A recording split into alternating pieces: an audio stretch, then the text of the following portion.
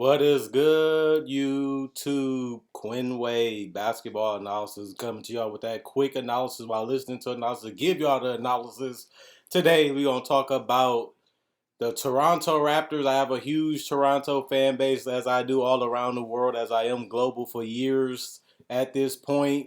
We're going to talk about what they can do. This is a team that a lot of people are interested in. They felt it was a little risky going with a short type of thing with. Um, in the draft, they go with Scotty Barnes, and people didn't like it because they think that Suggs would be a better fit. I didn't like it because they needed a point guard, which was Fred VanVleet to be their point guard, not their shooting guard. And I feel like they didn't need another point guard. Scotty Barnes gives them length, athleticism, potential. They are in a semi-rebuild mode where they're still trying to be competitive and compete, but they also trying to look for a superstar to get over that hump to be back a playoff team and eventually a championship team. So if they're bad at, which they might be this year, or okay, which they might be this year, they just got to continue to hit and develop. And if they continue to do that, maybe they can find gold. But we want to talk about what they have now. We know they have Nurse. He has been pretty respected coach around the league. Um, and he still was that last year. Just didn't have guys that can execute the plays. Just didn't have guys that can knock down shots and guys that couldn't stay healthy. They had a lot of problems last year. I didn't have them making it to the playoffs last year, and they didn't. They had a lot of guys that underperformed. A lot of guys that they still trying to figure out what they are and what they're going to be and what their role going to be too as they change some plate pieces this year. And they also have a lot of guys that they know what they are and what they're trying to do with them, but they're not the greatest players. They're more complementary players, and they're still trying to put a good guy between these guys to get them back on the playoff level so they can get back to that championship level. And that's basically what we see with this Raptors team. You got guys like Precious, who is an effort, hustle, muscle guy, can grab rebounds, can set screens, can finish in the paint.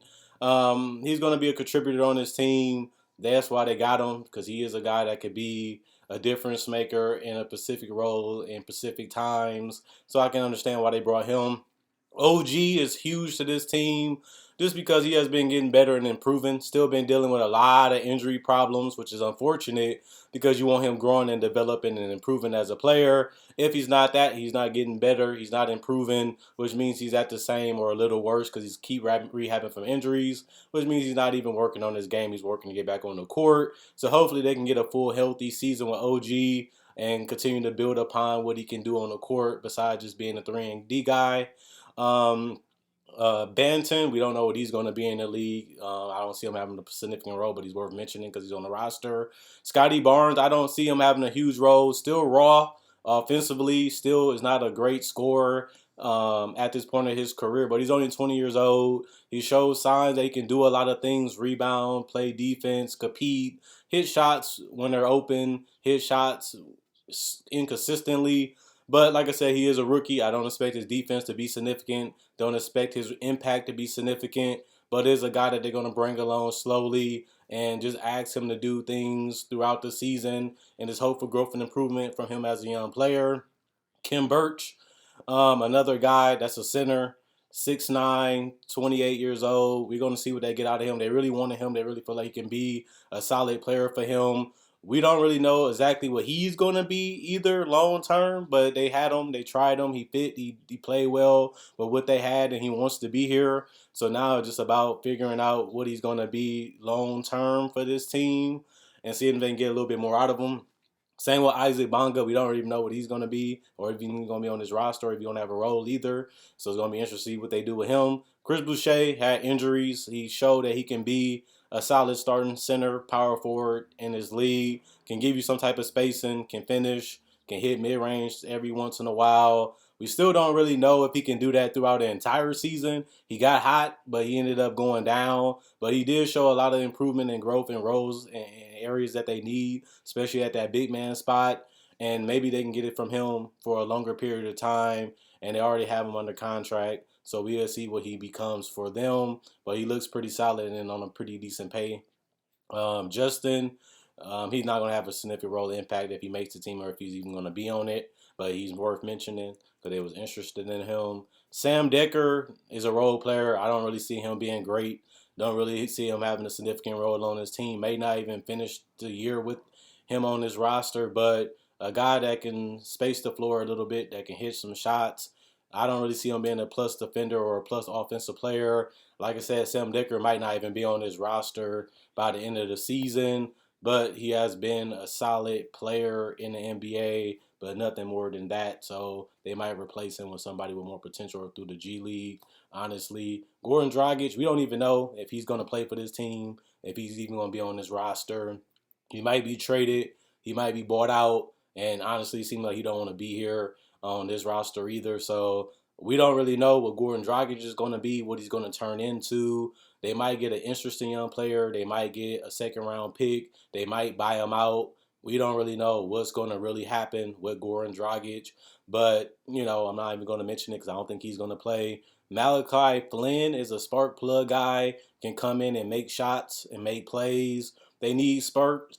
They need a burst of energy, and I feel like he gives them that. Can really attack, is very aggressive, and can really score the basketball. Consistency and efficiency is going to be the calling card on him as he continues to handle the ball, as they continue to rely on him. He's just going to have to continue to deliver. If he does that, he can be a significant impact player on his team like he was last year. But you want them to continue to grow and improve. So hopefully he added a little bit more to his game. Looked at solid in summer league. Still have some problems with tunnel vision, decision making, scoring, consistency.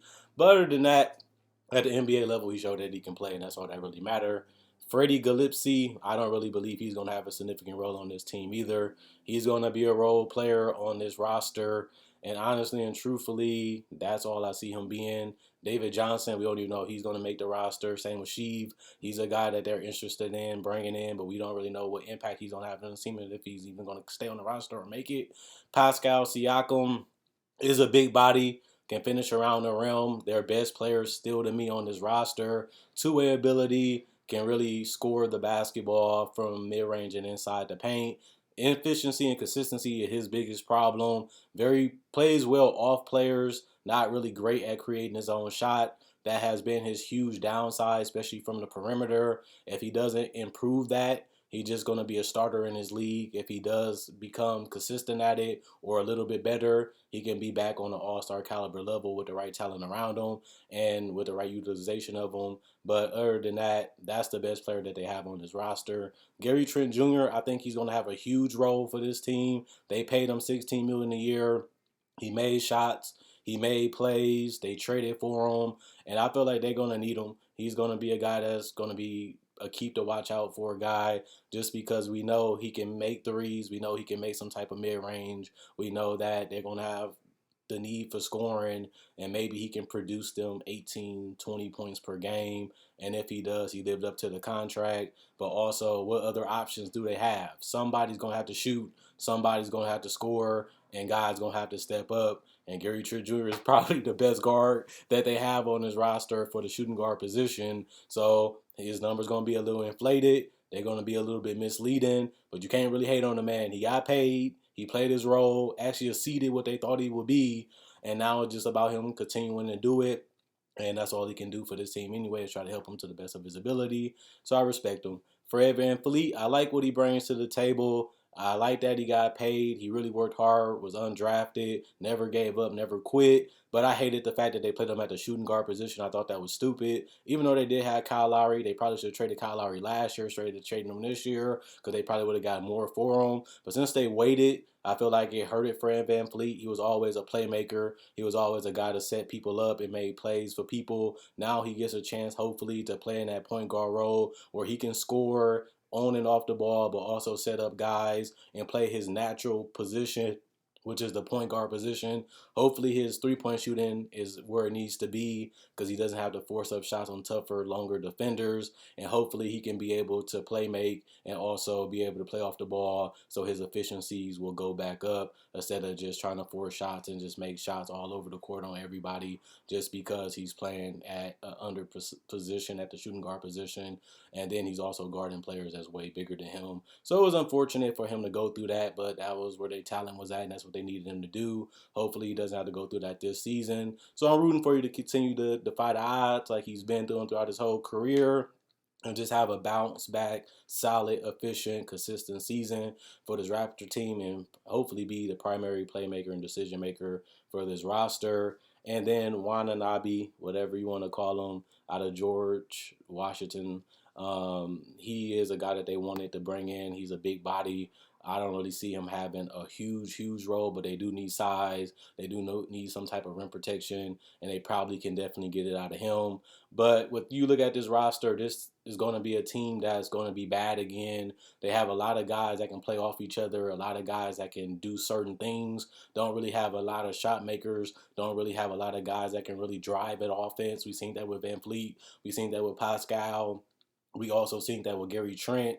They're complementary players, not great individual scorers, not individual shot creators, which is unfortunate because they had that with DeMar, they had that with Kawhi Leonard. But what comes up must come down. They won a title. They was relevant for multiple years. Now they got to go through the rebuild phase. They still have a lot of interesting players, but they also are in a situation where they're paying a lot of money to guys that only can really do certain stuff, and they're stuck in. We have a lot of good players. We don't have a lot of great to superstar players. And until they get another one to come in, however they do it, or if they can draft one or develop one, they're going to be stuck in a rebuild phase for a long time, and they just got to rely on luck. Maybe you get lucky by being bad again this year like they was last year. Maybe you get a number one pick, 2, 3, 4, 5. Maybe the right guy gets there. Maybe you like somebody and you can help them get to where they need to be.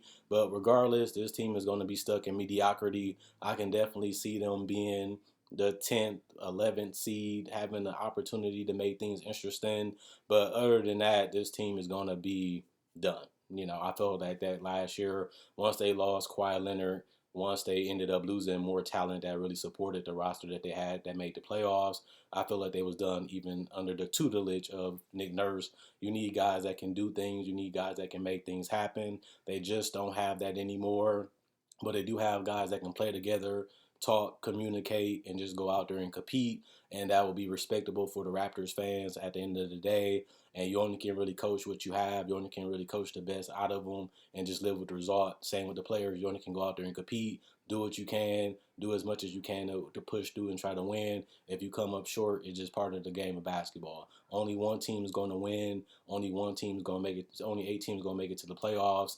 And at the end of the day, that means the rest of y'all not. The rest of y'all in the lottery, and the rest of y'all trying to fight for a superstar. But only 1, 2, 3 couple picks gonna get it, and we'll see if the Raptors can beat the odds and try to get back on top. They only got one championship. They was able to play it right, stay steady, stay stable, and then go get over the hump.